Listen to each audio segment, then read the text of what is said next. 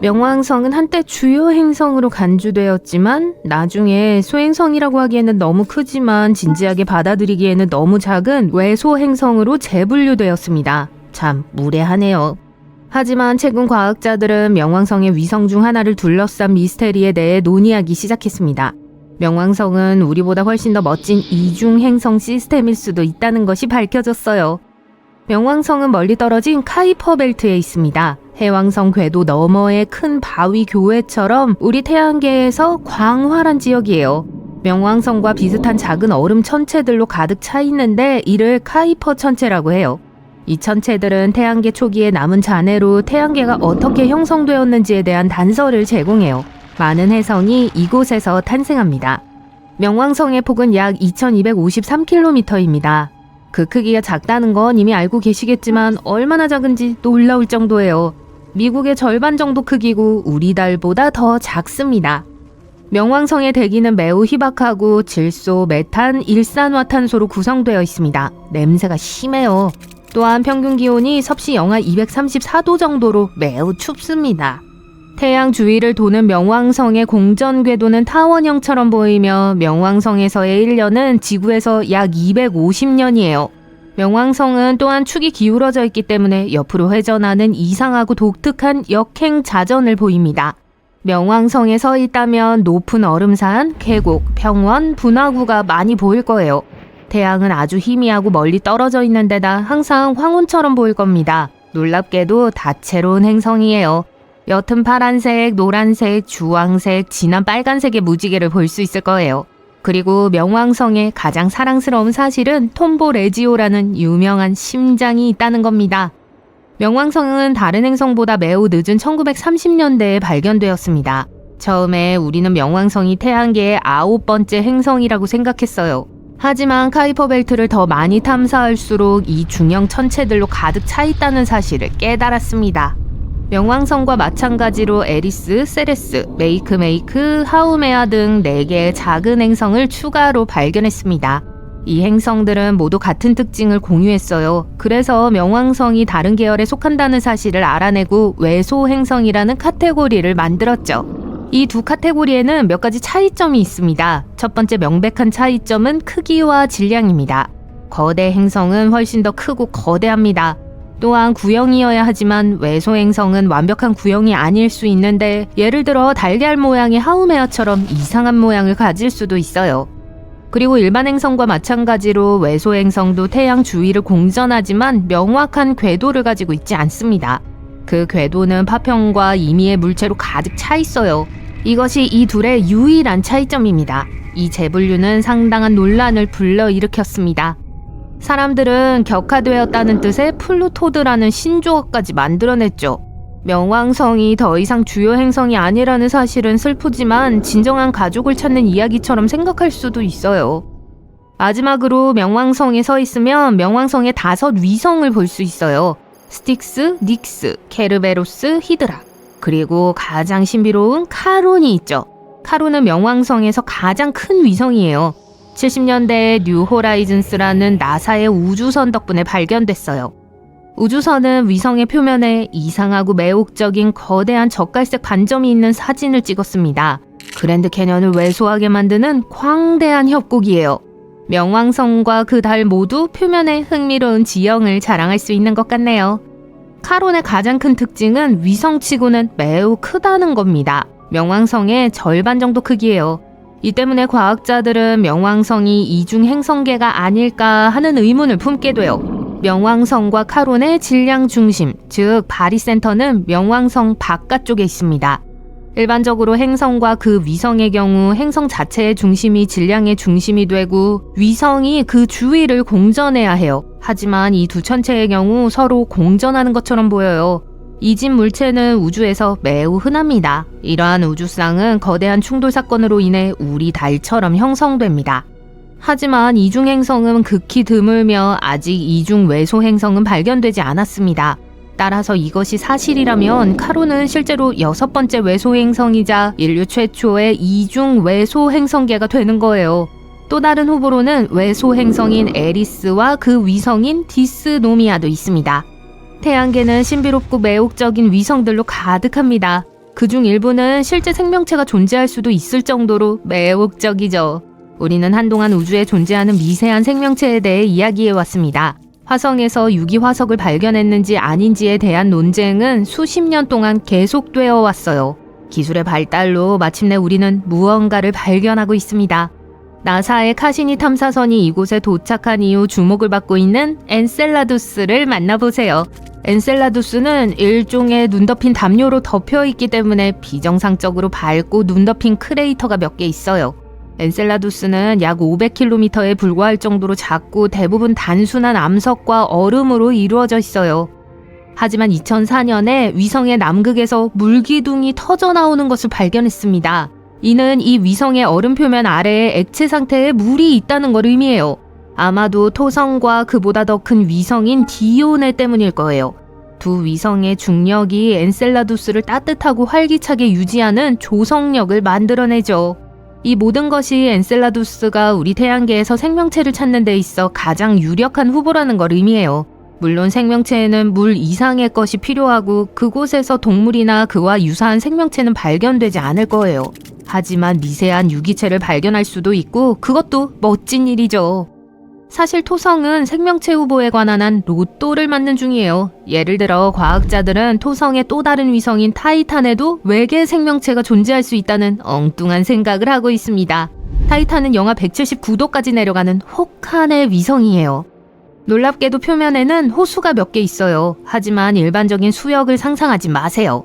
이 호수들은 물이 아니라 액체 에탄이나 메탄으로 채워져 있는 것으로 추정됩니다. 과거 2005년 나사는 타이탄의 호수에서 아세틸렌이나 수소와 같은 화학물질을 먹고 사는 생명체가 있을지도 모른다고 논의한 바 있습니다.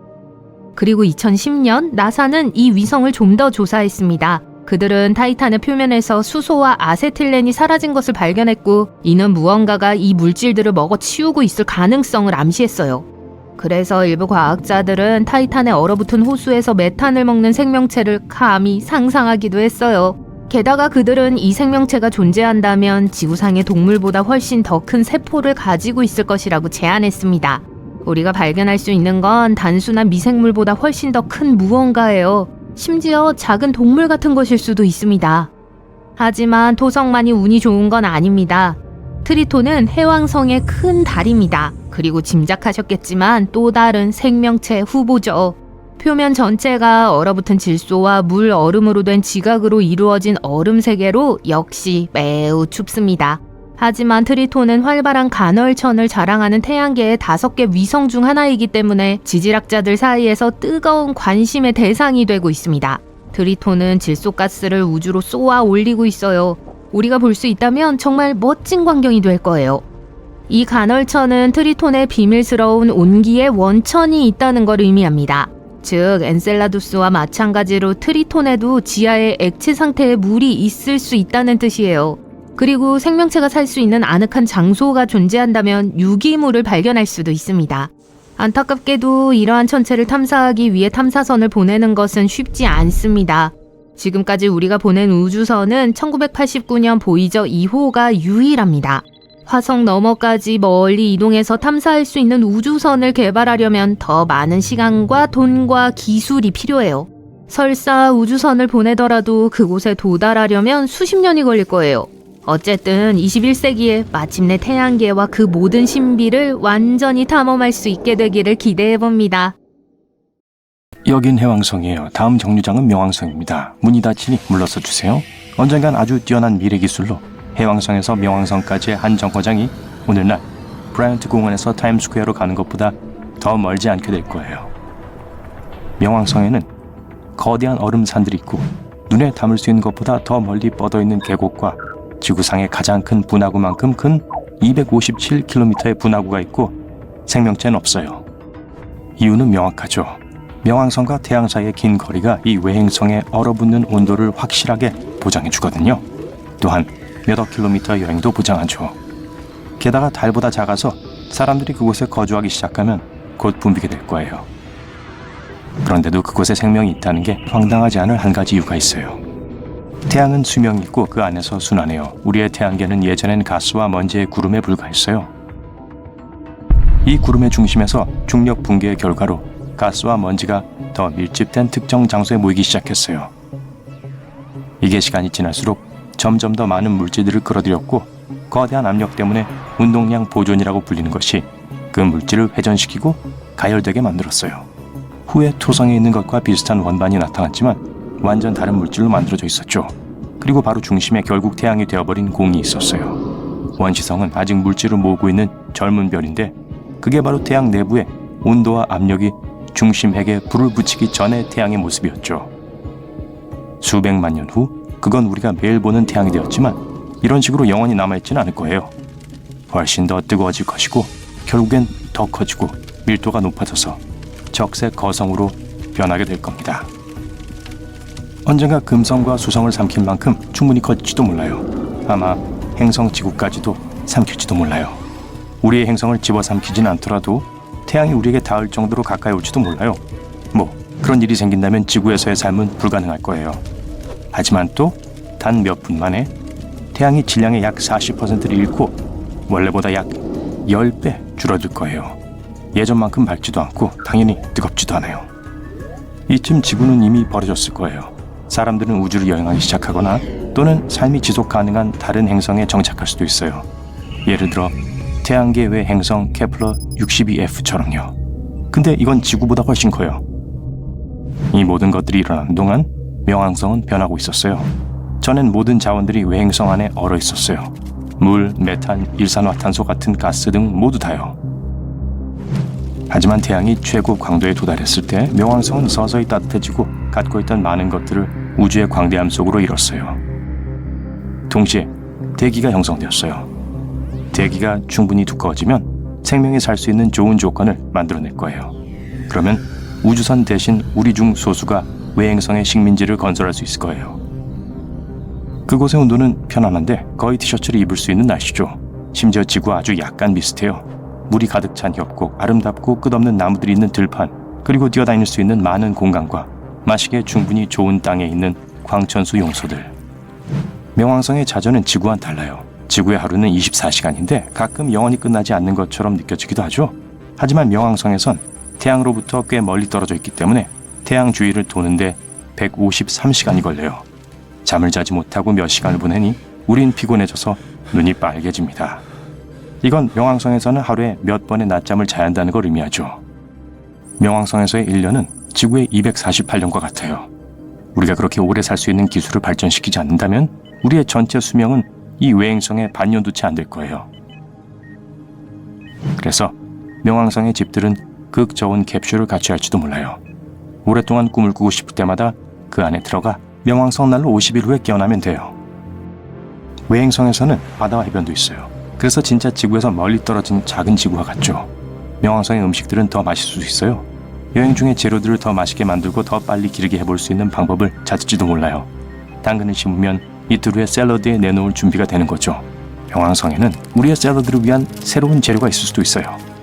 우린 본 적이 없는 2m 길이의 버섯일 수도 있죠. 우리가 여행에 데리고 온 동물들은 영원히 새 집에서 자유로워질 것이고 시간이 지나면 진화하고 새로운 환경에 적응하게 될 거예요. 정글의 법칙도 약간 바뀔 수 있어요. 사자는 더 이상 대장이 아닐 수 있어요. 사슴이죠. 사슴의 뿔이 원래 크기의 2배고 그에 못지않게 사슴의 크기도 커졌죠. 이미 이곳에 있었던 대부분의 동물들은 물속에서 살았지만 시간이 흐르면서 마치 생명이 시작하던 지구처럼 양서류들이 표면으로 이동하기 시작했어요. 하지만 명왕성은 임시 거처뿐일 수밖에 없어요. 태양이 마침내 마지막 단계에 이르면 명왕성은 얼어붙어 다시 생명이 없어질 거예요. 대신에 사람들은 다른 은하의 골디락스 존에 머물고 있는 행성을 찾으려는 노력을 해야 해요. 골디락스 존은 물이 액체화를 유지할 수 있는 완벽한 온도로 태양과 같은 항성으로부터의 정확하게 적당한 거리를 뜻해요. 과학자들이 생명을 유지할 수 있는 다른 행성을 찾을 때 쓰는 원칙이에요. 우린 그런 행성에 새로운 식민지를 건설하거나 심지어 인공집을 건설하는 시도를 할 수 있어요. 정확하게 행성이나 우주선이 아니라 돌을 조합해서 말이에요. 우리가 떨어져 나가지 않도록 가는 곳마다 중력을 가진 거대한 바퀴 같은 걸 우주에 만들었다고 해보죠. 모든 걸 다 포함할 수 있는 이것이 새로운 외계 행성을 향해 우주 공간을 떠다닐 거예요. 이 전체 여행은 태양이 처음에 엄청 커져서 그 다음 생명 주기의 정점에 도달한 후 마침내 백색 외행성이 되면서 시작될 수 있어요. 꽤 긴 여정이 될 거고 모든 세대가 여기서 태어날 수 있어요. 여러분에게 선택권이 있을 거예요. 사람들이 결국 새로운 태양계 외 행성에 도달할 때까지 여행하는 동안 자거나 아니면 이 멋진 우주선에서 여행을 즐길 수 있죠. 필요한 건 기내에 다 있어요. 지구에 있는 것보다 더 큰 쇼핑몰, 거대한 미래 도시들, 심지어 인공적으로 만들어진 풍부한 흙이 있는 농사를 지을 수 있는 장소, 그리고 마침내 긴 여행 끝에 외계 행성에 왔어요. 어찌 보면 지구보다 훨씬 더 나아요. 이 행성은 거대하고 더 많은 대륙을 갖고 있어요. 이 대륙의 중심은 바다에서 그리 멀지 않기에 사막지대가 그렇게 많지 않아요. 비록 이 행성의 태양은 주황 외행성이지만 오늘 우리의 노란 외행성인 태양보다는 뜨겁지 않아요. 약간 더 작지만 좋은 점은 주황색 외행성이 다소 더 오래 산다는 거죠. 150억 년에서 450억 년 동안 안정적으로 유지될 거예요. 그럼에도 불구하고 이 새로운 행성은 자체적으로 따뜻하기 때문에 열대 우림으로 가득 차 있어요. 그 뜻은 더 많은 생물 다양성 및 우리가 보지 못했던 생물들을 볼 수 있다는 거죠. 하지만 적합한 것이 하나도 없더라도 우린 대신 이 행성을 지구처럼 바꿔볼 수 있어요. 예를 들어 화성을 보면 얼음이 풍부한 해성을 부셔서 그 안에 있는 암모니아를 방출함으로써 행성을 더 따뜻하게 만들 온실 효과를 만들어낼 수 있어요. 또 나무를 심기 시작할 수 있어요. 그러기 위해선 아마 지구의 흙이 필요하거나 화성의 토양을 우리의 토양과 비슷하게 바꿔야 해요. 머지않아 대기는 우리 지구의 그것에 가까워질 수 있을 거예요. 나무 덕분에 숨을 쉴 수도 있게 될 거고요. 그런 다음 화성의 극지방 만연설을 녹이면 짜잔! 물이에요. 문제는 빠르게 하지 않으면 우리가 만들자마자 대기를 벗겨버릴 수 있는 태양풍과 태양 폭발이에요. 자기권도 없어서 방사능으로부터 우리를 보호할 수 없어요. 그래서 장기적으로 봤을 때 화성은 좋은 선택권이 아니에요. 어쩌면 우주라는 광활한 곳에 완벽한 행성이 우리를 기다리고 있을지도 몰라요. 얼어붙은 평원, 먼 태양에 반짝이는 하얀 봉우리를 가진 산들, 그리고 투박한 붉은색의 눈, 명왕성에 오신 걸 환영합니다. 아무것도 말이 안 되는 곳이죠. 멀리서 보면 이 얼음덩어리 행성은 대부분 겨울 느낌의 흰색과 밝은 파란색으로 예측이 돼요. 일단 표면에 착륙하면 낯익은 푸른 하늘도 알아챌 거예요. 근데 적도를 따라 흐르는 고래 모양의 붉은 얼룩이 보이나요? 흰색 하트 모양의 부분 바로 왼쪽에 말이에요. 앞에 고래다! 이 점은 알래스카보다 크고 과학자들에게는 미스터리예요. 저건 진흙점토나 지구에서 볼 수 있는 그런 게 전혀 아니에요. 저건 바로 명왕성 버전의 얼음이에요. 과학자들은 대기에 톨린이라고 불리는 이 이상한 그을음 같은 화학물질이 표면에 떨어져서 붉다고 믿고 있어요. 명왕성의 위성인 카론에 있는 빨간 뚜껑도 설명해 줄 수 있는 같은 성분이죠. 이제 고래를 가까이 확대해 볼까요? 오, 봐요. 산맥이 있어요. 네, 명왕성의 붉은 얼음은 바위 같고 산 전체를 형성할 만큼 단단하죠. 검붉은색에 튀어나와 있는 저 하얀 봉우리들은 지구에 있는 눈 덮인 꼭대기 같은 게 아니에요. 저건 언메탄이에요. 이렇게 작은 행성치고 명왕성의 산들은 역대급이에요. 에베레스트보다 더 크고 완전 얼음으로 이루어져 있어요. 이런 기이한 풍경은 태양계 어디에서도 찾아볼 수 없어요. 네, 명왕성은 꽤 가혹하게 추운 곳이에요. 기온이 섭씨 마이너스 240도까지 내려갈 수 있어요. 지구에서 기록된 가장 추운 곳은 남극대륙이었는데 겨우 섭씨 마이너스 93도였죠. 이제 명왕성의 심장부로 돌아가 봅시다. 저건 사실 질소 얼음으로 뒤덮인 광활한 평야예요. 과학자들은 명왕성의 심장부가 행성에 바람을 불게 만든다는 걸 발견했어요. 분화구 또한 큰데 그중 일부는 채워지고 침식이 일어나고 있는 걸 나타내고 있어요. 그건 바로 여기 지구에서 일어나고 있는 일이죠. 땅이 바람, 물, 얼음과 같은 자연의 힘에 의해 닳아서 형성이 되는 걸 침식이라고 해요. 이런 게 다 왜 명왕성에서는 특별한 거죠? 이게 지각판 활동의 증거가 될 수 있어요. 커다란 대륙판들이 액체 바위 위를 서핑하고 산맥을 형성하고 대륙을 조각내고 다시 합치게 하는 거 말이에요. 이건 지금까지 과학자들이 태양계의 다른 행성에서 보지 못한 지구에서만 본 거예요. 이제 명왕성이 우리 행성에 더 가까울 수도 있을 것 같아요. 그거랑 명왕성에 물도 있어요. 사실 표면의 3분의 1이 말이에요. 하지만 물론 지구의 물과 같진 않아요. 바위 투성이 슬러시에 가깝죠? 냠! 거기엔 아직 생명의 흔적은 없어요. 적어도 지금은 아니에요. 명왕성에 대해 우리가 알고 있는 작은 정보를 얻는데 아주 오랜 시간이 걸렸어요. 이 행성은 거의 100년 전에 처음 발견되었었고 태양의 9번째 행성으로 여겨졌었죠. 공식 행성 회원 카드가 취소되기 2006년까진 말이죠. 불쌍한 명왕성. 이 행성은 태양계 밖의 다른 외소 행성과 태양 주위를 도는 얼음 덩어리들로 가득 찬 카이퍼대에서 가장 큰 외소 행성이란 별명이 붙여졌죠. 그 몇 달 전에 과학자들은 뉴 호라이즌스 임무를 시작했어요. 이것은 2006년 명왕성에 처음으로 보내진 우주 탐사선이에요. 시속 56,000km를 질주하면서도 이건 음속의 45배예요. 탐사선이 목적지까지 도달하기까지 거의 10년이 걸렸어요. 이 작은 행성은 그만큼 멀리 떨어져 있어요. 사실 명왕성의 거리는 지구에서 태양까지의 거리의 거의 40배예요. 만약 그곳에서 하늘을 쳐다본다면 태양은 하늘의 여느 다른 별들처럼 그저 작은 점으로 보게 될 거예요.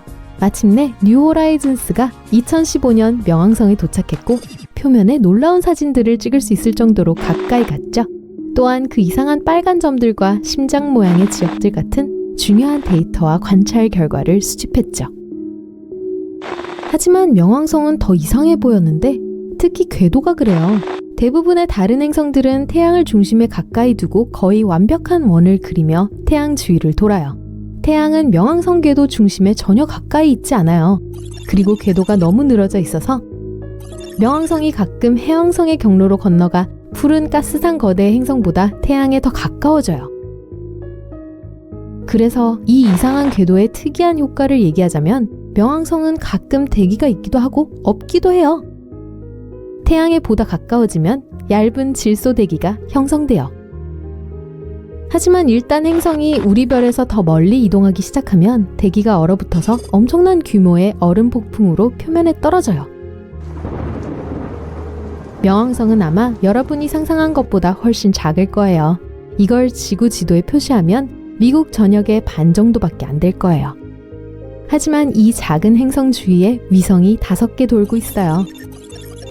그리고 명왕성에서 삶은 우리 인간들에게는 끝없는 한 해가 될 겁니다. 평생 생일이 없다고 상상해보세요.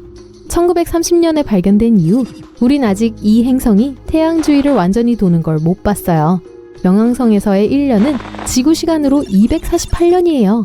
그리고 2178년 3월 23일에 드디어 그걸 볼 수 있을 거예요. 달력에 표시해두세요. 명왕성이 공식 행성클럽에서 쫓겨난 이후로 해왕성이 그 줄의 마지막이 되었어요. 이것은 사실 얼음과 가스의 큰 덩어리예요. 그래서 다른 거대 가스 행성과 마찬가지로 이 행성에 착륙하려고 한다면 끝없어 보이는 구름과 대기에 점점 더 깊이 들어가게 될 거예요. 이 푸른 행성에 대해 재미있는 점은 여러분과 제가 익숙한 바위가 많은 표면이 없을지도 모르겠지만 표면 중력은 지구와 거의 같아요. 태양계의 다른 행성도 마찬가지라고는 말 못할 것 같아요. 태양에 가까워질수록 우린 다른 거대 가스 행성을 지납니다. 천왕성이에요. 태양 주위를 도는 이 특이한 행성은 사실 옆으로 회전하고 있어요. 하나의 완전한 궤도가 지구 시간으로 84년이니 그곳에서 평생의 첫 번째 생일을 축하할 수 있을 만큼 충분히 운이 좋을 수도 있어요. 단 한 번뿐이니 그 시간을 소중하게 보내세요. 이제 태양계의 보석에 접근합니다. 토성이죠. 목성 다음으로 큰 행성으로 그곳에 우주선을 착륙시키려 하면 끝없는 대기에 가라앉을 수 있는 또 다른 거대 가스 행성이죠. 토성이 이들 중 가장 밀도가 낮은 행성이에요. 즉, 토성을 거대한 물컵에 담으면 뜰 거란 뜻이에요. 그 유명한 고리는 먼지, 얼음, 바위로 이루어져 있어요. 모래알 만큼 작은 것도 있고 집보다 큰 것도 있죠. 하지만 자, 보세요. 토성의 고리가 행성의 비처럼 내리고 있어요. 30분 안에 올림픽 크기의 수영장을 충분히 채울 정도로 말이에요.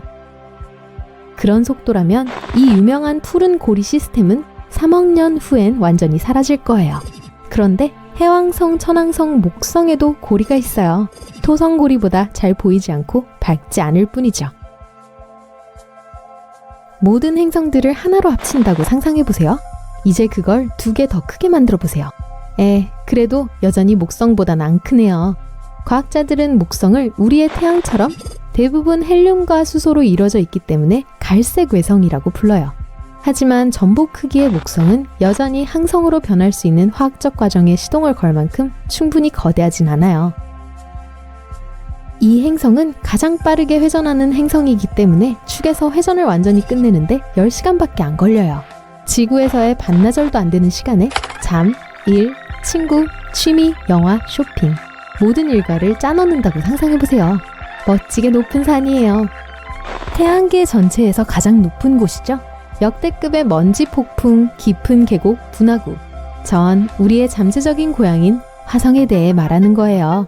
만약 일몰을 좋아한다면 틀림없이 화성 일몰이 마음에 들 거예요.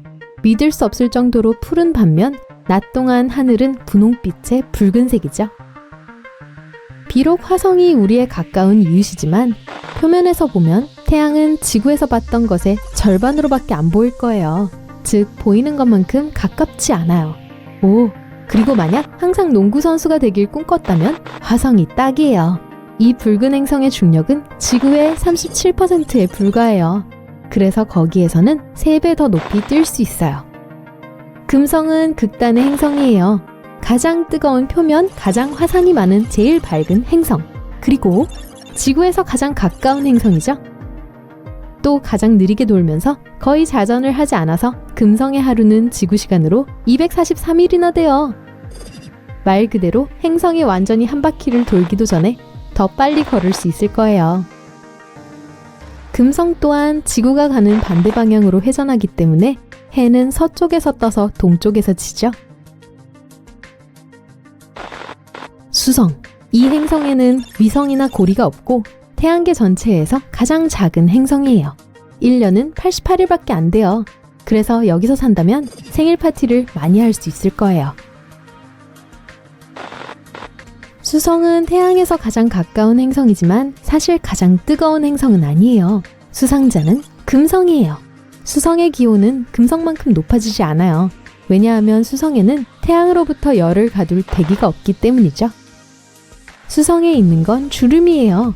이것의 철핵은 식어서 수축하는데 표면도 수축하게 만들어서 그 많은 주름을 남겼죠. 이 때문이거나 아님 선크림을 안 바르고 태양에 너무 가까이 있어서일 수도 있어요. 뭐 그럴지도 모르죠. 천문학자들이 태양계 밖의 행성에서 생명체가 존재할 가능성이 있는 징후를 발견했다고 발표했습니다. 이 먼 행성은 K218b라고 불리며 사자자리에서 약 124광년 떨어진 곳에 위치해 있습니다. 그렇다면 어떤 생명체에 대해 이야기하고 있는 걸까요? 작은 초록색 인간? 문어처럼 촉수가 달린 생명체? 글쎄요, 정확히는 아니에요. 먼저 생명이란 무엇인지 정의해 볼게요. 생명은 성장, 번식 및 변화 능력과 같이 동식물을 무기물과 구별하는 요소예요. 그렇다면 생명을 유지하려면 무엇이 필요할까요? 떠오르는 것이 물이라면 빙고! 과학자들은 K218b가 바다로 덮여 있을지도 모른다고 생각하는데 만약 그렇다면 미생물과 같은 작은 형태의 생명체를 지탱할 수 있을 거예요. 영국과 미국의 연구팀이 제임스 웹 우주망원경을 사용해서 지구의 대기를 관찰했습니다. 그들은 2가지 매우 특별한 화학물질에 대한 힌트를 발견했습니다. 지구에서는 오직 생명체만이 이 화학물질을 생산할 수 있는데 제가 말하는 생명체는 대부분 식물성 플랑크톤이라고 불리는 작은 바다 식물이에요. 따라서 기본적으로 이 행성에는 실제로 해조류의 형태로 생명체가 존재할 수 있어요. 물론 과학자들이 너무 흥분하기 전에 아직 더 많은 증거가 필요해요. 이러한 화학물질이 반드시 생물이 아니라 우리가 아직 이해하지 못하는 무언가에 의해 만들어졌을 가능성도 있다는 점을 염두에 두어야 해요. 하지만 그래도요.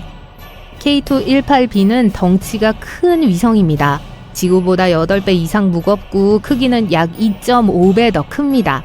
더욱 흥미로운 점은 항성 주변의 골디락스 영역에 위치해 있다는 점이에요.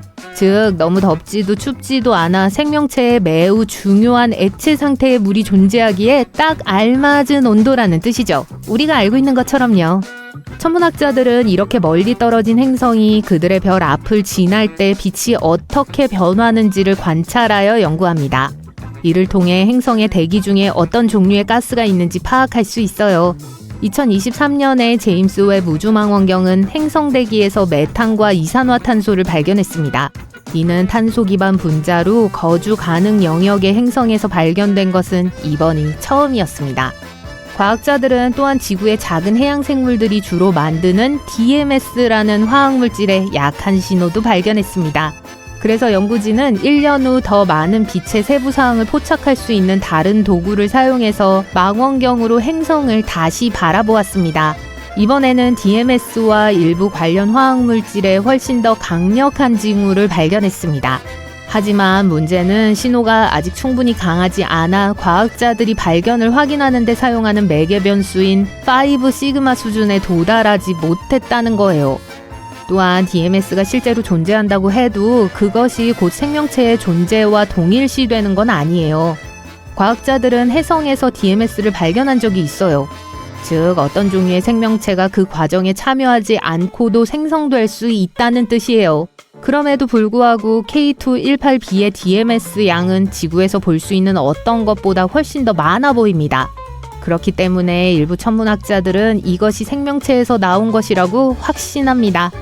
K218b는 과학자들이 하이오션 행성이라고 부르는 행성으로 가장 많이 지목되어 왔습니다. 이 용어는 두꺼운 수소 대기를 가진 크고 물이 많은 세계를 의미해요. 영화에서처럼 외계 문명이 살 수 있는 곳은 아니에요. 하지만 수십억 년 전 지구의 바다에 살았던 미생물과 같은 작은 생명체의 서식지일 수 있습니다. 다시 한번 말하지만 K218b가 실제로 생명체에 얼마나 우호적인지에 대해 모두가 동의하는 건 아니에요. 일부 과학자들은 이와 같은 행성이 실제로 별에 너무 가까워 액체 상태의 물이 존재하기 어려울 수 있다고 생각해요. K218b는 33일마다 별을 공전하는데 이는 매우 빠르며 너무 뜨겁다는 걸 의미할 수 있어요. 그렇기 때문에 일부 전문가들은 행성에 물이 전혀 없더라도 끓고 있을 수 있다고 주장해요. 아니면 물이 아니라 용암의 바다일 수도 있습니다. 하지만 대부분의 과학자들은 한 가지 의견에 동의합니다. 망원경으로 16시간에서 24시간만 더 관찰하면 천문학자들은 그들이 본 것을 확인할 수 있어요. 앞으로 몇 년 안에 일어날 수도 있는 일이에요. K218b가 우리가 찾던 행성이 아닌 것으로 판명되더라도 우리는 여전히 가까이 다가가고 있습니다. 제임스 웹과 같은 강력한 망원경뿐 아니라 앞으로 더 많은 망원경이 개발되면 우리는 우주에서 우리가 혼자가 아닌지에 대한 답을 얻을 수 있을지도 모릅니다. 동시에 화성, 금성 또는 토성의 위성 엔셀라두스와 같은 태양계 내의 일부 지역은 실제로 생명체가 서식할 가능성이 더 높을 수 있습니다. 또는 우리가 알고 있는 가장 가까운 외계 행성인 프록시마 켄타우리 b와 같은 다른 유망한 세계를 계속 탐사할 수도 있습니다. 이 행성은 지구에서 4.4광년 떨어져 있으며 거주 가능 영역에 있는 프록시마 켄타우리라는 작은 별의 궤도를 돌고 있어요. 지구보다 조금 더 크니까 슈퍼지구라고 할 수 있습니다. 지구보다 크지만 해왕성이나 목성 같은 거대 가스 행성보다는 훨씬 작은 외계 행성을 그렇게 불러요. 프록시마 켄타우리 b는 빠르게 움직이는 세계로 별을 한 바퀴 도는데 단 11일이 걸립니다. 과학자들은 프록시마 켄타우리 b의 암석 표면이 있을 수 있으며 이는 생명체가 존재할 수 있다는 좋은 신호라고 생각해요. 반면에 이 행성의 별은 많은 양의 자외선을 방출해요. 이 별은 행성의 대기를 이미 파괴했을 수도 있어요. 따라서 이 행성의 거주 가능성에 관해서는 큰 물음표가 있습니다. 그리고 지구와 유사한 또 다른 유망한 행성인 트라피스트 1E가 있습니다. 이 행성은 약 39광년 떨어진 곳에 있는 작고 멋진 별, 트라피스트 1이라는 별을 도는 7개의 암석 행성 중 하나예요. 2017년에 발견된 이 행성은 지구 밖에서 생명체를 찾을 수 있는 가장 유망한 곳 중 하나일지도 모릅니다. 이 행성은 실제로 지구보다 약간 작으며 질량은 지구의 2분의 1 정도예요. 지구의 365일에 비해 매우 빠른 6.1일 만에 항성 주위를 도는 궤도를 완성해요. 행성의 크기와 밀도는 표면이 암석으로 이루어져 있음을 시사하는데 거주 가능성에 대해 이야기할 때 또 다른 핵심 요소죠. 트라피스트 1E는 항성과 아주 가깝지만 항성은 매우 어둡고 차갑기 때문에 이 행성은 여전히 안정적이고 지구와 같은 기후를 가지고 있을 수 있어요.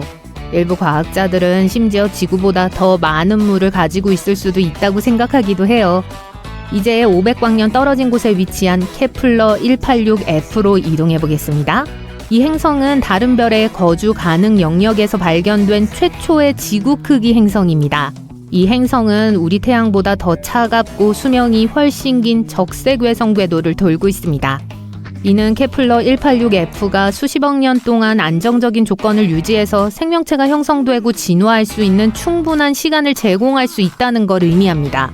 이 행성은 지구가 받는 햇빛의 3분의 1 정도만 받기 때문에 더 차갑지만 물이 얼지 않을 만큼 충분히 따뜻할 거예요. 또한 지구와 마찬가지로 암석으로 이루어진 행성이기 때문에 생명체가 존재할 가능성이 높아요.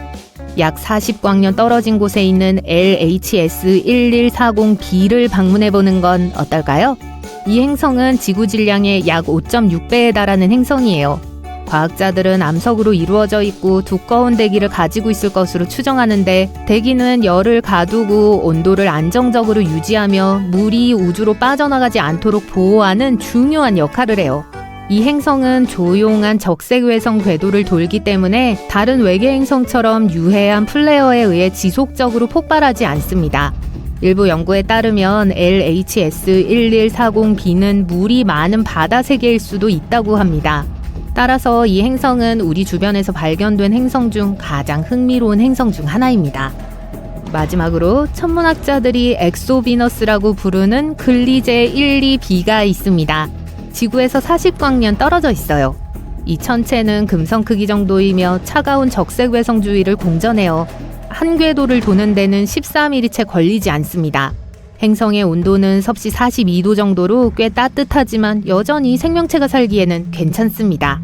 글리제 1,2b가 흥미로운 이유는 멋진 별 주변에 지구 크기의 행성이 대기를 유지하는 방법을 이해하는 데 도움이 될 수 있기 때문이에요.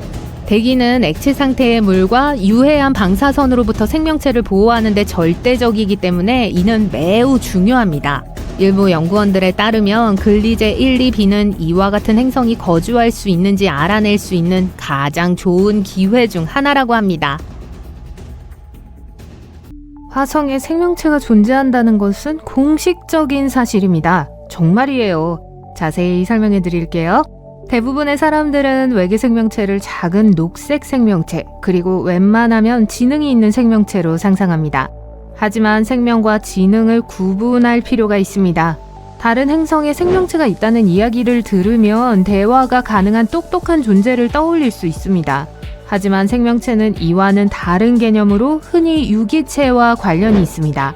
그리고 나사의 큐리오시티 로버가 붉은 행성에서 지금까지 본 것 중 가장 큰 유기 분자를 발견했습니다. 이 분자들은 약 37억 년 전에 아주 오래된 화성 암석에 숨어 있었어요. 이런 종류의 분자들은 세포막을 만드는 데 도움이 되는 지방산과 같은 물질에서 남은 것일 수 있습니다. 우리가 생각하는 생명체는 아닐지 몰라도 적어도 우리가 생명체라고 부르는 것의 재료는 그곳에 있었어요. 나사의 큐리오시티 탐사선이 화성의 게일 크레이터라는 거대한 분화구 주변을 순항하고 있습니다. 과학자들은 이 분화구가 수십억 년 전에는 호수였던 것으로 추정하고 있습니다. 이 로버의 주요 임무는 화성에 생명체가 살기에 적합한 조건이 있었는지 알아내는 것이었습니다. 그러던 어느 날 큐리오시티는 컴벌랜드라는 곳에서 고대 진흙 덩어리를 뚫었습니다. 암석가루를 채취한 과학자들은 로버에 내장된 특수 오븐을 이용해 특별한 테스트를 진행했습니다. 이 오븐은 849도에 달할 정도로 매우 뜨겁습니다. 다행히도 이 실험의 조건 덕분에 연구원들은 분자산소를 분해할 수 있었고 연소 위험을 줄일 수 있었습니다. 그리고 연구진은 최대 12원자 길이의 탄소 원자 사슬이라는 놀라운 사실을 발견했습니다. 이와 유사한 사슬은 지구상의 모든 것에서 찾아볼 수 있습니다. 원유에서부터 또 나왔네요. 생명체까지요. 지금까지의 발견이 그다지 획기적이지 않다고 생각할 수도 있지만 잠깐만요. 네, 이러한 분자들은 물, 열, 미네랄과의 반응과 같은 비생물학적 과정을 통해 자연적으로 형성될 수 있습니다. 수소, 일산화탄소, 열, 미네랄은 생물학 없이도 이러한 분자를 만들기에 충분합니다. 동시에 이러한 분자들은 생명체의 흔한 부산물이기도 합니다. 지구상에서 우리는 항상 비슷한 화합물, 특히 생명체 어디에나 존재하는 카르복실산과 같은 화합물을 생산합니다. 따라서 이러한 사슬은 자연적으로 형성되었을 수도 있지만 미생물이나 훨씬 더 복잡한 생명체와 같이 한때 살아있던 생명체에서 남은 것일 수도 있습니다. 아직은 알 수 없어요. 하지만 분자의 가장 특이하고 흥미로운 점은 이 탄소 사슬이 매우 약하다는 것입니다. 지구에서는 햇빛, 공기, 물에 의해 시간이 지남에 따라 분해될 겁니다. 하지만 수십억 년이 지난 지금도 화성에는 여전히 존재하고 있습니다. 따라서 이 분자들이 화성 공룡의 것이 아니더라도 화성이 유기물을 잘 보존한다는 것을 알 수 있습니다. 그리고 이것은 고대 생명체를 찾는 데 큰 도움이 됩니다. 그 생명체의 화학적 흔적이 여전히 암석에 숨어 있을 가능성이 높으며 큐리오시티가 이를 감지할 수 있는 것으로 보입니다. 그런데 큐리오시티가 유기물을 발견한 것은 이번이 처음이 아닙니다. 화성에 생명체가 존재했다면 생명체 제조법의 일부였을 염소와 유기물, 유황 함유물질, 질산염도 발견했습니다. 이제 화성에 보내져 놀라운 발견을 한 또 다른 영웅에 대해 이야기해볼까요? 퍼시비어런스를 만나보세요. 한때 나사가 지구에서 멀리 떨어진 척박하고 건조한 붉은 행성으로 보냈던 자동차 크기의 로봇이에요. 특히 제제로라는 고대 분화구로 보냈죠. 제트 추진 연구소는 퍼시비어런스를 제작해서 2020년 7월 30일에 시작된 첫 우주여행을 준비했습니다. 이 로봇은 7개월 동안 어둡고 외로운 우주를 여행했습니다. 다행히도 2021년 2월 18일에 화성에 무사히 착륙할 수 있었어요. 나사는 착륙 지점에 유명한 공상과학 작가의 이름을 따서 옥토비아 버틀러 착륙이라는 멋진 이름까지 붙였습니다. 그 이후 퍼시비어런스는 붉은 행성을 탐사하느라 바빴습니다. 2025년 4월 8일 기준으로 1469일 동안 화성에서 활동했으며 이를 소리라고 합니다. 이는 지구의 1510일, 즉 약 4년이 조금 넘는 기간이에요. 이 로버는 형인 큐리오시티와 매우 비슷해 보이지만 몇 가지 업그레이드된 기능을 자랑합니다.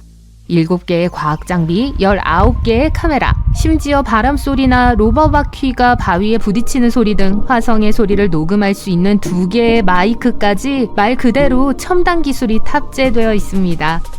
퍼시비어런스는 작은 비행 친구도 데려왔어요. 바로 인제뉴이티라는 이름의 미니 헬리콥터입니다.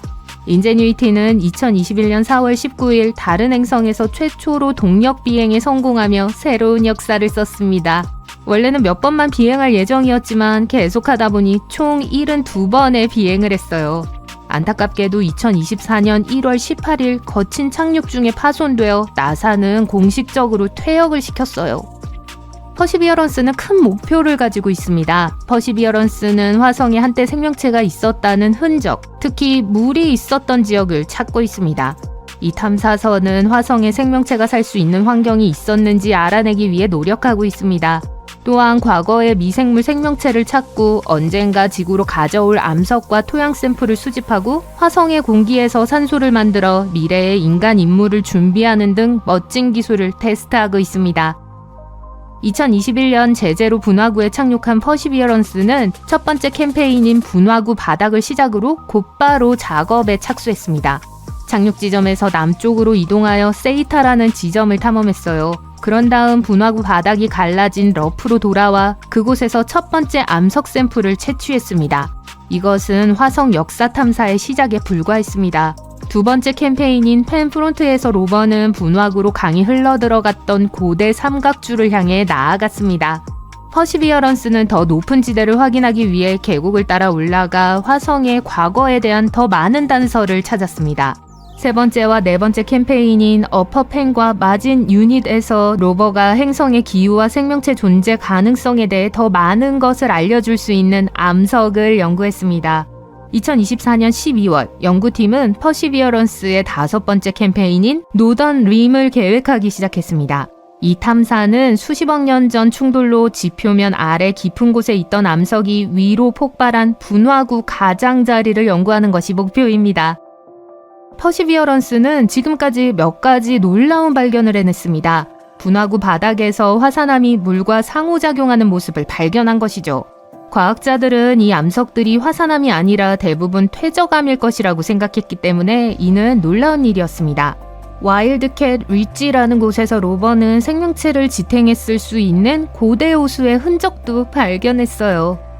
퍼시비어런스가 발견한 암석들은 과거 생명체의 흔적을 보존하는 데 매우 뛰어나기 때문에 정말 큰 발견입니다. 이 로버는 또한 델타의 일부 퇴적물이 잔잔한 바닷물에 의해 퇴적되었다는 사실도 발견했습니다. 하지만 나중에 대규모 홍수가 큰 바위를 분화구로 가져온 거죠. 이는 화성의 기후가 시간이 지남에 따라 변화하고 있었음을 의미합니다. 게다가 퍼시비어런스는 몇 가지 멋진 실험을 해왔습니다. 목시 실험은 화성 대기에서 약 4온스의 산소를 생산하는데 성공했습니다. 이는 미래의 인간 탐사에 큰 도움이 될 수 있습니다. 이 로버는 또한 마이크를 사용해서 화성의 소리를 연구했습니다. 소리는 지구보다 화성에서 더 느리게 이동하며 붉은 행성에서는 더 조용하다는 것이 밝혀졌습니다. 로버의 PIXL 도구는 암석을 분석해서 감람석, 점토, 탄산염과 같은 다양한 광물을 발견했습니다. 이 발견은 물이 화성을 형성하는데 항상 큰 역할을 했다는 것을 보여주었습니다. 또한 림팩스 레이더는 분화구 바닥이 단단한 암석과 화산물질로 이루어져 있으며 삼각주가 잔잔한 호수 같은 환경에서 형성되었다는 것을 확인하는 데 도움을 주었습니다. 결국 퍼시비어런스는 화성의 과거에 대해 훨씬 더 명확한 그림을 제공하고 있습니다. 화산 활동, 물, 생명체가 살기에 적합했을 수 있는 환경의 증거를 발견하고 있습니다. 또한 과학자들이 미래 임무를 위한 중요한 데이터를 수집하는 데도 도움이 되고 있습니다. 화성의 지질, 대기, 생명체 존재 가능성을 연구함으로써 퍼시비어런스는 미래 탐사를 위한 발판을 마련하고 있어요. 언젠가는 인간이 화성을 걷게 될지도 모릅니다. 오랫동안 두 개의 태양이 뜨는 행성은 공상 과학 속 이야기 같았죠. 스타워즈의 유명한 쌍둥이 일몰처럼요. 하지만 이제 천문학자들은 그런 세상이 실제로 존재한다고 믿습니다. 과학자들은 두 별 주위를 공전하는 27개의 행성 후보를 찾아냈습니다. 그 과정에서 스타워즈 속 세상과 닮은 행성들도 여럿 포착했습니다. 영화 속 세상이 극단적으로 보일지 몰라도 실제 우주에도 그런 행성들이 존재합니다. 예를 들어 케플러 10b와 78b 같은 곳들입니다. 이 행성들은 항성에 매우 가까워 표면이 말 그대로 녹아내린 암석 덩어리입니다. 그냥 좀 뜨거운 수준이 아니에요. 말 그대로 용암의 바다인 셈이죠. 지면은 끊임없이 변하고 지각이 만들어지자마자 다시 찢어지기를 반복합니다. 거기에 서 있다면 물론 살아남을 순 없겠지만 발밑이 펄펄 끓는 용광로 옆에 서 있는 기분일 겁니다. 그곳의 화학적 구성마저 아주 흥미롭습니다. 그런 곳은 철 같은 무거운 원소들이 가득할 수 있는데 이론적으로는 광산 회사가 탐낼 만한 세상이라는 뜻이죠. 하지만 실제로는 활화산 분화구 안에서 채굴을 하려는 것과 다름없을 겁니다. 이 행성은 아나킨과 오비완이 용암 결투를 벌였던 스타워즈의 무스타파와 판박입니다. 이제 눈과 바람, 생존의 위협뿐인 얼어붙은 황량한 행성 호스와 거의 흡사한 또 다른 극단적인 세상을 가보죠. 현실에서도 우리는 그와 비슷한 분위기를 풍기는 외계 행성들을 찾아냈습니다. 한 가지 예로 2만 광년 떨어진 이 머나먼 세상이 있습니다. 희미한 적색 외성 주위를 공전의 열기를 거의 받지 못하는 곳이죠. 결과는 그리 유쾌하지 않죠. 온도가 화씨 영하 370도 이하로 떨어져 일반적인 자연보다 훨씬 춥습니다. 이 행성은 어둠 속을 떠도는 얼어붙은 암석 덩어리입니다. 호스에 실제 쌍둥이가 있다면 바로 이곳일 겁니다. 다음은 클라우드 시티처럼 공중 도시가 위치한 가스 거성 베스핀입니다. 스타워즈에선 거대한 구름과 플랫폼, 하늘 위 문명까지 꽤 낭만적이죠. 하지만 실제 가스 거성은 대개 친근함과는 거리가 멉니다. 주로 딱딱한 표면 없이 수소 헬륨 뭉치인 거대 가스 덩어리나 천문학자들은 더 흥미로운 곳의 행성들을 찾아냈죠. 예를 들어 큰 곰자리 47b 행성이 있습니다. 가스 거성이지만 온도가 화씨 41도 정도인 적절한 궤도에 위치해 있습니다. 그건 춥지도 않아요. 그냥 뭐랄까 시원한 정도죠. 그리고 그런 행성에 필요한 대기층이나 부유 구조물이 있다면 공중 거주지가 완전히 불가능한 이야기만은 아닐 겁니다. 가능성이 높진 않지만 순전히 공상과학인 것만도 아니죠. 종합해보면 좀 의심스럽죠. 무스타파 같은 용암 세계는 실제로 존재합니다. 코스 스타일 빙하 황무지도 있고요. 베스핀 같은 가스 거성도 쾌적한 온도대에 있을 수 있습니다. 그러니 스타워즈가 이런 환경을 그냥 발명한 게 아닌 실제 현실에서 빌려온 것이라면요? 결국 실제 세상 일부는 공상과학보다 더 기묘하죠. 쌍성 주위 행성처럼 말입니다. 두 개의 별을 동시에 공전하는 행성입니다. 천문학자들은 이제 6,000개 이상의 외계 행성을 확인했습니다. 엄청난 숫자지만 그중 쌍성 주위 행성은 20개도 안 됩니다. 우리 지구가 태양 하나 대신 두 개를 돈다고 상상해보죠. 궤도가 순식간에 복잡해지겠죠.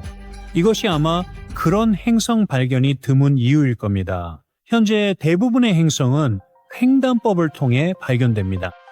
꽤 간단합니다. 별을 관찰하다가 행성이 그 앞을 지나가면 별이 아주 조금 어두워집니다.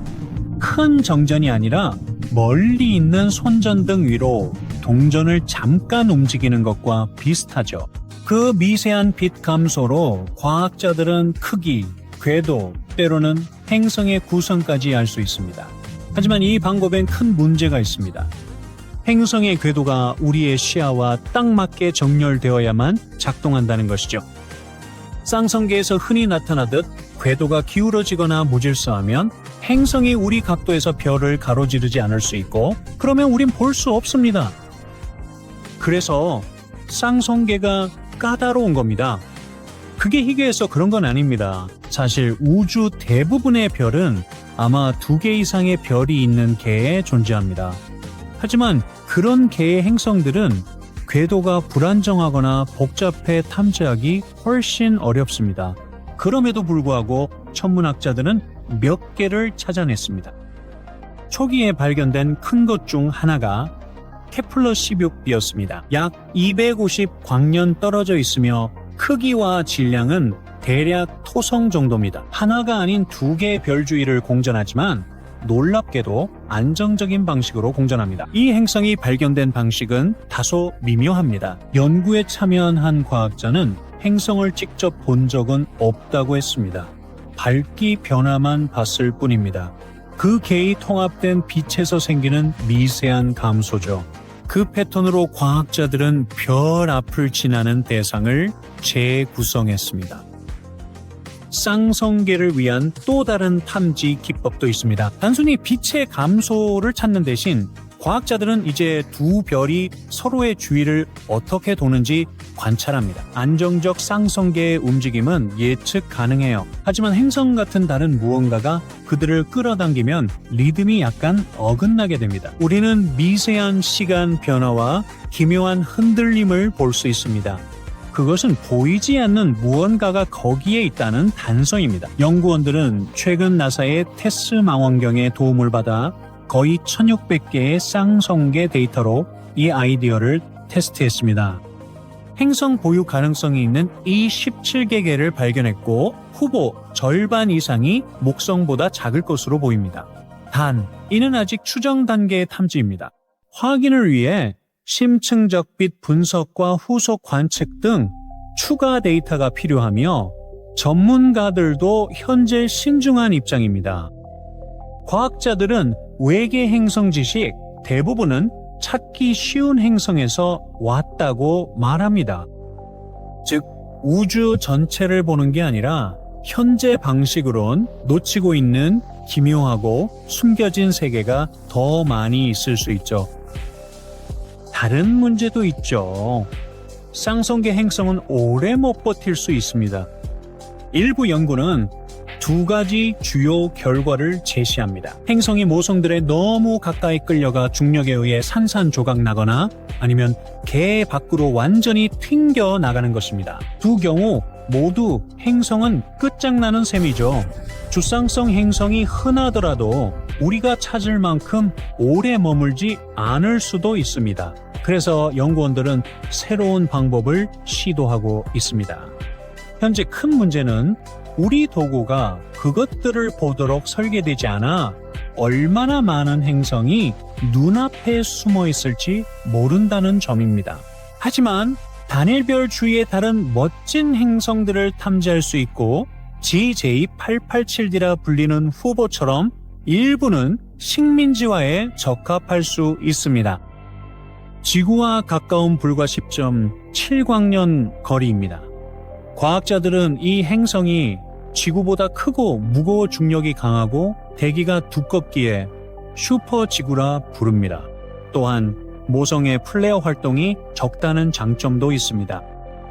거대한 항성 플레어는 행성 대기를 날려버릴 수 있어 플레어가 적을수록 공기와 물, 생명체까지 유지하기 유리합니다. 또 다른 거주 가능한 외계 행성은 글리제 667cc입니다. 지구에서 단위 12 광년거리죠. 이 행성은 지구보다 질량이 약 4배이며 28일 만에 모항성을 공전합니다. 즉, 이 지구와 닮은 행성의 1년은 우리보다 13배 짧죠. 다행히 그 별은 차가운 적색 외성이라 이 외계 행성은 액체 상태의 물이 존재 가능한 거주 가능 구역에 있을 가능성이 높습니다. 하지만 이 행성이 모항성에서 뿜어져 나오는 플레어에 주기적으로 노출될 수도 있습니다. 사실은 이렇습니다. 행성 발견이 늘수록 우리 태양계는 더 특별해집니다. 용암 바다와 쌍성, 거대 폭풍이 있는 세상은 흔할 수 있으며 우리의 탐색은 이제 시작입니다.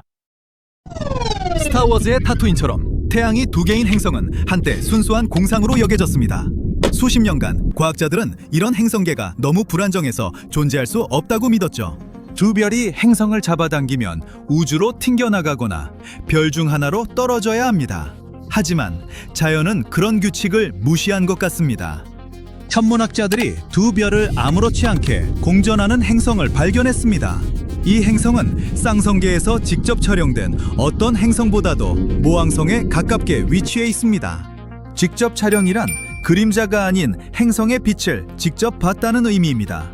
이 행성계는 약 446광년 떨어져 있어서 우리가 보는 빛은 인류가 현대 도시를 짓기 전에 출발한 것입니다.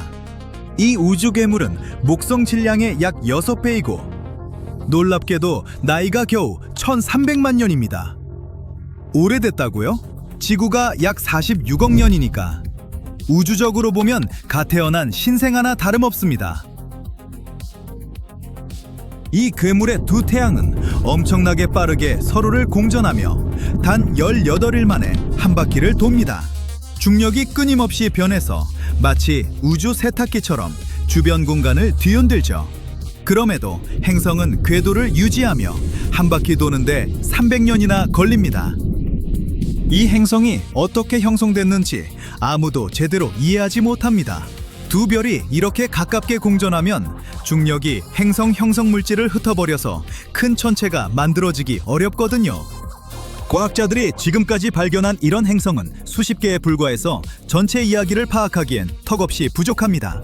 미스터리를 풀려면 더 많은 데이터가 필요합니다. 아직 연구가 더 필요한 또 다른 흥미로운 발견은 중력에 의해 너무 늘어나서 구가 아닌 레몬처럼 생긴 행성입니다. 이 행성은 우주 영화에 나오는 평화로운 파랑, 초록 행성과는 전혀 다릅니다. 펄서, 즉 별의 잔해 주위를 돕니다.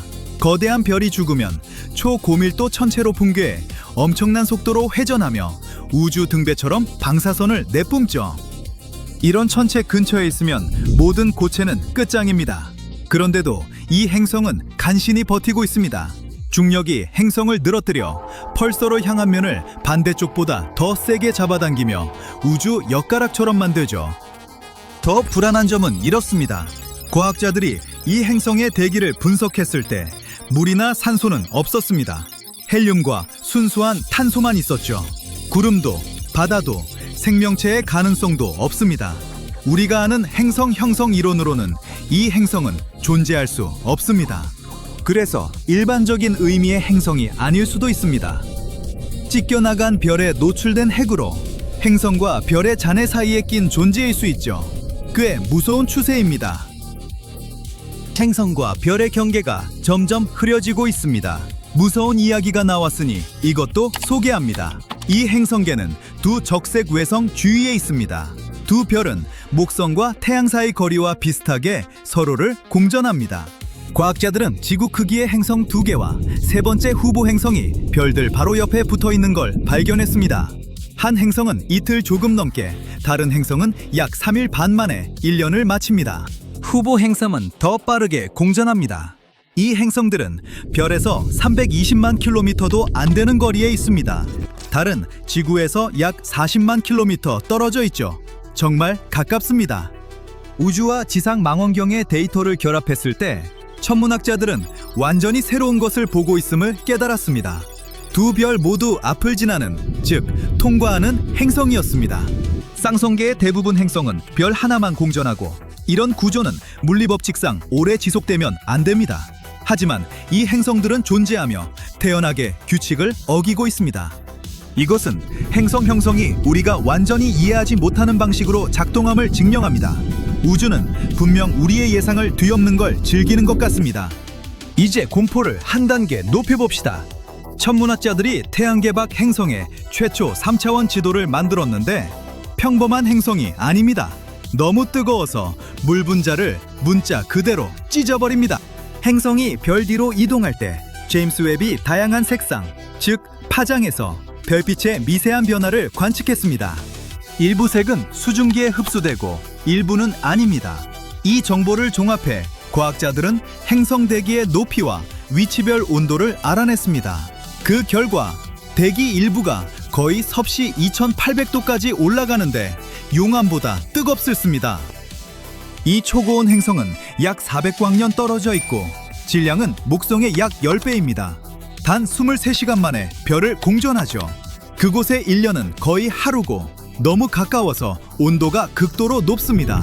바람이 열을 분산시키려 하지만 완전히 실패합니다. WASP-18b의 대기에는 물이 거의 없고 대신 일산화탄소로 가득합니다. 천문학자들은 한때 거대 행성 대기에 물이 흔할 거라 믿었습니다. 이 행성은 물이 선택사항이지 보장이 아님을 증명합니다.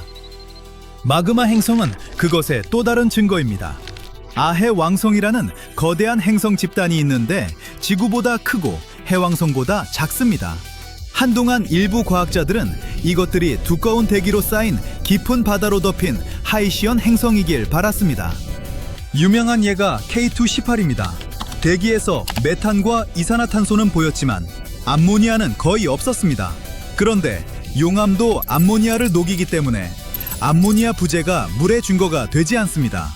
전 행성적 마그마 바다가 있을 수도 있죠. 연구자들은 이 행성들이 시간이 지나며 어떻게 가열되고 냉각되고 진화하는지 모델링했습니다. 간단한 질문을 던졌죠. 이 행성들이 용암 행성을 벗어날 만큼 식을까요? 답은 거의 절대 아니었습니다. 알려진 수천 개의 아해 왕성을 테스트했을 때 거의 모두가 물의 세계가 아닌 용암 세계의 가능성이 높았습니다. 간단히 말해 이 행성들은 수증기가 아닌 암석 증기를 내뿜습니다. 대기는 바다 증발이 아닌 마그마 끓음에서 나오며 이것이 모든 걸 바꿉니다. 한때 거주 가능할지도 모른다던 많은 행성이 정직하게 개선하면 지옥으로 변합니다. 우주는 지구의 복제품을 숨기는 게 아니라 용광로와 괴물들을 대량 생산하고 있습니다. 이 녀석을 보세요. 겨우 64광년 떨어져 있어 우주적으로 불편하게 가깝고 지구에서 가장 가까운 뜨거운 목성형 행성입니다. 멀리서 보면 매끄럽고 깊은 파란 구슬이 평화롭게 떠 있어 멋져 보입니다. 하지만 그 색은 잔인함을 숨기고 있습니다. 이 행성에서는 유리가 옆으로 비처럼 내립니다. 바람은 시속 약 8,700km로 대기를 가로지르며 무엇이든 순식간에 갈기갈기 찢습니다. 파란색은 유리 원료인 규산염 입자가 공기 중에 떠다니기 때문입니다. 표면 온도는 약 섭씨 1300도로 암석을 녹입니다. 그 열이 규산염을 미세한 유리 조각으로 만들어 행성 전체를 샌드블래스터처럼 휘몰아칩니다. 거기 서 있어도 아프지 않을 겁니다. 느낄 만큼 오래 존재하지 못하니까요. 그리고 역대 가장 어두운 행성이 있습니다. 빛의 1%도 반사하지 않아 석탄보다, 검은 페인트보다 어둡습니다. 빛이 그냥 사라집니다. 모든 행성이 별을 필요로 하지도 않습니다. 천문학자들은 태양계에서 쫓겨난 떠돌이 행성을 발견했습니다. 이 외로운 행성들은 완전한 암흑 속에서 얼어붙은 채 떠돌며 다시는 해가 뜨지 않습니다. 이 모든 것은 우주가 생명을 위해 설계되지 않았음을 보여줍니다. 생명은 우주 덕분이 아니라 우주에도 불구하고 생존합니다. 지구는 전형적인 게 아니라 운이 좋은 것입니다. 우리는 발견 시대의 시작에 불과합니다. 매년 새 망원경이 그림을 선명하게 하고 매년 그 그림은 더 기이해집니다. 우주를 선명하게 볼수록 우리의 상상과 덜 닮아가고 그것이 가장 불안한 진실입니다. 지구가 500원짜리 동전만 했다면 해왕성은 야구공만큼 클 거예요. 꽤 크죠? 하지만 그건 저 멀리 숨어 있을지 모르는 거대한 9번째 행성에 비하면 아무것도 아니에요. 그런데 이제 이 9번째 행성을 찾는 여정이 드디어 끝에 다다른 것 같아요. 문제는 우리가 어디를 봤느냐가 아니라 어떻게 봤느냐였던 거죠. 그리고 연구자들이 수십 년 만에 가장 큰 태양계 발견을 해냈을지도 모릅니다. 사실 해왕성 너머에서 행성을 찾으려는 생각은 오래전부터 있었어요. 학교에서 9번째 행성은 명왕성이라고 배웠을 텐데 명왕성은 2006년 이후로 조금 덜 특별한 분류로 내려갔죠. 제가 말하는 건 9번째 행성, 그러니까 우리 태양계 끝자락에 있을지 모르는 가상의 거대 행성이에요. 아직 본 적은 없지만 과학자들은 분명 어딘가에 숨어 있다고 믿고 있어요. 왜 그렇게 생각하는지 설명하려면 종이 한 장이 필요해요. 자, 여기 있네요. 여기에 동전을 올려놓으면 갑자기 움직이기 시작하죠. 특별한 능력이 있는 게 아니라면 동전이 스스로 움직일 리 없잖아요. 그러니 누군가 반대쪽에서 자석으로 움직이고 있다고 생각하게 되죠. 자석은 안 보이지만 동전이 움직이는 이유를 설명해 줍니다. 9번째 행성도 딱 그런 상황이에요. 보이지 않고 아직 증거도 없지만 그 존재가 우리가 관측하는 이상한 움직임을 설명할 수 있어요. 예를 들어 태양계의 행성들은 태양을 기준으로 약 6도 기울어진 납작한 평면을 따라 공전해요. 그런데 왜 하필 6도일까요? 사실 정확한 이유는 아직 몰라요. 어떤 과학자들은 9번째 행성의 중력이 이 기울기에 영향을 줬을지도 모른다고 봅니다. 이 행성이 있다면 해왕성 너머 쿠이퍼대의 작은 천체들이 이상한 궤도를 도는 것도 설명할 수 있어요. 그곳은 얼음 부스러기들로 가득한 아주 먼 지역이죠. 2016년 칼텍 연구진이 9번째 행성에 대한 연구를 발표했습니다. 그들은 이 행성이 지구 질량의 거의 10배 정도이고 매우 길게 늘어난 궤도를 돌 수 있다고 제안했어요. 한마디로 태양 한 바퀴를 도는데 엄청 오래 걸린다는 뜻이에요. 그런 이유로 이 행성은 태양계 바깥쪽, 정말 너무너무 먼 곳에 있을 거예요. 해왕성보다 20배에서 30배나 멀리 떨어져 태양을 돈다고 하니까요. 과학자들에 따르면 9번째 행성은 태양을 한 바퀴 도는데 지구 시간으로 거의 2만 년이 걸릴 거예요. 그렇게나 멀리 있으니 눈으로 보기 거의 불가능한 거죠. 그래서 이 가설이 아무리 흥미로워도 아직은 존재를 입증할 확실한 증거가 없었어요. 하지만 이제 정말 가까워졌을지도 모릅니다. 2025년 5월 국립칭화대 연구팀이 태양계 연구 사상 가장 흥미로운 발견 중 하나를 했을지도 몰라요. 왜 아직 발견되지 않았느냐는 가설 중 하나는 우리가 제대로 된 방법을 쓰지 않았다는 거예요. 이번 연구는 이런 질문을 던집니다. 9번째 행성이 가시광선보다 적외선에서 더 밝게 보인다면 어떨까? 설명해 볼게요. 지금까지 과학자들은 반사된 빛으로 이 행성을 찾으려 했어요. 그런데 문제는 가시광선을 보려면 태양빛이 9번째 행성까지 갔다가 그 표면에 반사되어 다시 지구까지 돌아와야 한다는 거죠. 해왕성 크기의 행성이 해왕성보다 거의 10배나 멀리 있다면 밝기는 대략 10,000배나 어두워집니다. 하지만 행성 스스로 내는 열, 그러니까 적외선은 지구까지 한 번만 오면 되죠. 그러니 적외선에서는 밝기가 고작 100배 정도만 줄어드는 셈이에요. 그래서 적외선을 보는 우주망원경으로 찾는 게 훨씬 논리적이죠. 이번 연구도 바로 그 아이디어에서 시작됐어요.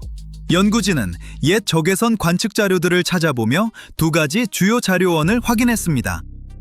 먼저 80년대에 발사돼 거의 1년 동안 하늘을 스캔한 아이리스 위성, 그리고 2006년부터 2011년까지 운영된 일본의 적외선 관측 위성 아카리예요. 간단히 말해 IRA 자료에 나타난 천체들을 비교해 이치리가 관측했을 때 어느 것들이 움직였는지 확인한 거죠. 그렇게 해서 연구진은 놀라운 걸 발견했습니다. 어쩌면 바로 우리가 찾던 9번째 행성일지도 모르는 천체죠. 무언가 움직인다면 태양을 도는 행성일 수도 있잖아요. 실제로 아주 미세하게 움직인 천체들이 있었어요. 하지만 성급하게 결론 내리기 전에 시차 효과를 먼저 배제해야 했어요. 태양계 관측에서는 정말 중요한 요소죠. 설명하려면 직접 해볼 게 있어요. 얼굴 앞에 손가락 하나를 세워보세요. 한쪽 눈을 감고 반대쪽 눈으로 바꿔보면 손가락이 조금 움직여 보이죠? 눈의 위치가 달라서 그렇게 보이는 거예요. 지구에서 우주를 볼 때도 똑같은 일이 벌어져요.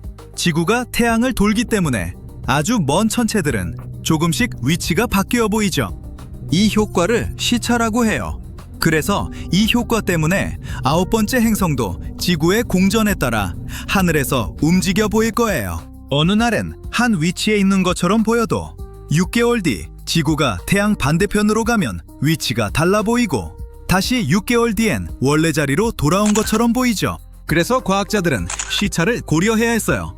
아니, 정확히 말하면 시차를 제거해야 했죠.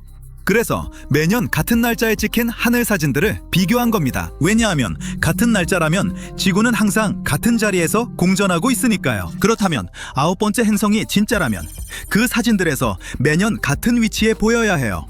시차 때문에 흔들린 것처럼 보이지 않고 실제 자리만 남는 거죠. 이렇게 정밀하게 찾아본 끝에 연구진은 적외선 자료 속 아주 작은 점 하나를 찾아냈습니다. 아이리스와 아카리 사이 23년 동안 태양 둘레를 따라 아주 조금 움직인 이상한 점이었죠. 설마 이게 그거일까요? 천문학자들이 숨겨진 행성을 드디어 확인한 걸까요? 글쎄요, 아직은 너무 앞서 나가면 안 돼요. 그동안 관측된 움직임만으로는 정확한 궤도를 계산하기엔 데이터가 부족해요. 그래서 지금으로선 이 신비한 천체가 정말 9번째 행성인지 확실히 말할 수 없어요. 그래도 아주 유력한 후보임은 분명해요. 밝기를 분석해보니 꽤 큰 질량을 가진 것 같았고 이건 연구진에게도 큰 놀라움이었죠. 이전에 나사 연구로 목성이나 토성만큼 큰 행성은 없다는 건 이미 밝혀졌어요. 하지만 지구보다 약간 큰 행성이라면 그동안 숨어 있었을 수도 있어요. 그런데 이번에 찾은 이 천체는 해왕성보다 더 무거울지도 모른대요. 일단 9번째 행성을 발견한 셈이라면 이제는 계속 추적하고 새 데이터를 모아야 해요. 하지만 이 길이 쉽지는 않을 거예요.